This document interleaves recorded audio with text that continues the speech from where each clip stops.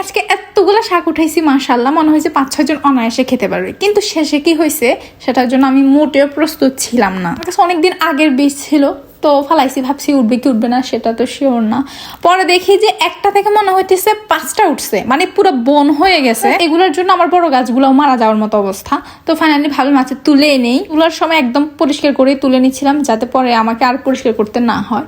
ভাবছি হয়তো একটু হবে, কিন্তু অনেকগুলা হয়েছে। আপনারা দেখেন, মহা খুশি। 7-8 দিনের ভিতরে এতগুলা মানে শাক হয়েছে আর কি। তো আমি কি করছি, আজকে তো মোটামুটি রান্না বান্না হয়ে গেছে, ভাবলাম পরের দিন রান্না করব। তো ফ্রিজে রাখছি, এতই নরম যে একটু নষ্ট হয়ে গেছে। আচ্ছা ওকে, কোনো ব্যাপার না। ভালো করে ধুয়ে নিয়েছি, যেহেতু আমি পরিষ্কার করে উঠাইছি, অতটা ময়লা ছিল না, তবুও ভালো করে ধুয়েছি। এবার দেখি আমার শুকনো মরিচ ভাজা নাই। আমি যে তেলে শাক ভাজবো ওই তেলে মরিচগুলো ভেজে নিচ্ছি। এখানে আমি শাক ভেজে ফেলবো। আসলে আমি বেশি করে ভাজতেছি সবগুলো আবার শাকের জন্য না, পরে পরে ইউজ করতে পারি ওই জন্য। তো আমি এখানে একটু রসুন দিয়ে দিয়েছি কুচি করে। এগুলো একটু ভাজা হওয়ার জন্য ওয়েট করব।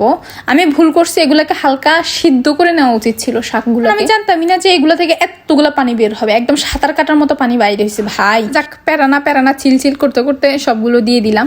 এবার আমি কি একটা কাজে জানি ব্যস্ত হয়ে গিয়েছিলাম। আমি কিচেনে এসে দেখি যে আয় হ্যাঁ, শাক তো খুঁজেই পাওয়া যাচ্ছে না, সবগুলো পানি আর পানি। জাস্ট শাকের দিকে কিছুক্ষণ তাকাইছিলাম, আয় হ্যাঁ আমার সাথে হচ্ছেটা কি।